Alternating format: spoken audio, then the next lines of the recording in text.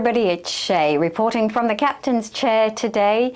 Not a lot of change from the last report, the last update you got. However, I would like to be the one to officially say there is good news. And the good news is this: we are officially out of a bear market and have entered into a bull market. So what does that mean?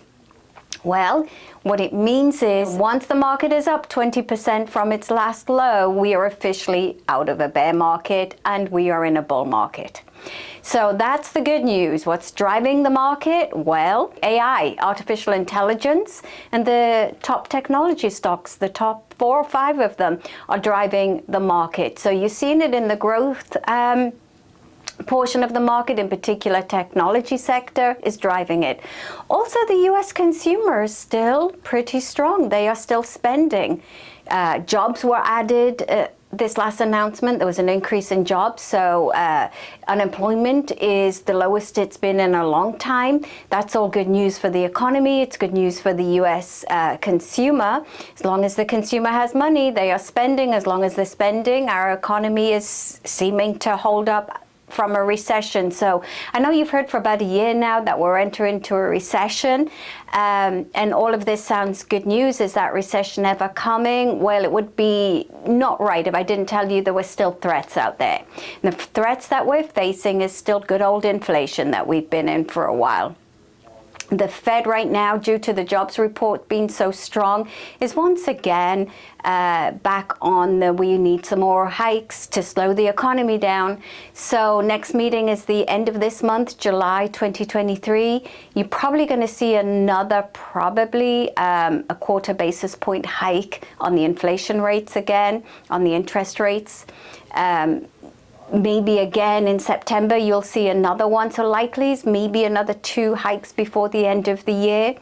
That's more than likely is on the cards right now. When that happens, again, it means prices are going up and that puts a strain on the households. Also, in looking at consumer debt, you've probably heard on the news, debt's racking up pretty high.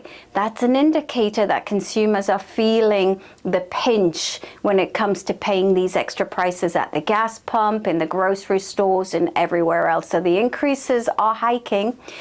And people are feeling the pinch, and it's showing up in the debt levels.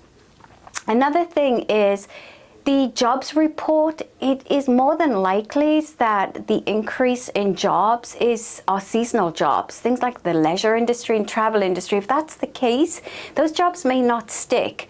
And once again, if people start losing their jobs, they're not going to be able to spend at the rate we're spending today. Also seeing reports that foreclosures are increasing, now not in Florida, so I know that's hard to believe, but these are all indicators of a strain on the consumer. So I end with this: you just got to use a bit of common sense that if as long as people are able to spend, the economy's good. As long as people have jobs, everything appears good. It's whenever people start finding that the prices are just going way beyond their budget, they can't spend at the same pace, or they start losing jobs, that's when we'll see a pinch. So just know, although we're in a bull market, we're not out of the woods. So that's the main thing I wanted to say to you to date. Whereas technology is on a rampage right now, on a tear, when we had the downturn, it was technology that goes down first. So what goes up comes down. So it's just different sectors do different things. So the good old tip for that is diversification is always a good way to be. So if you've got any questions, give us a call, reach out. We'll sit down and we'll talk to you and we'll explain where you're at for what's going on in the economy. But good to talk to you all. Speak to you again soon.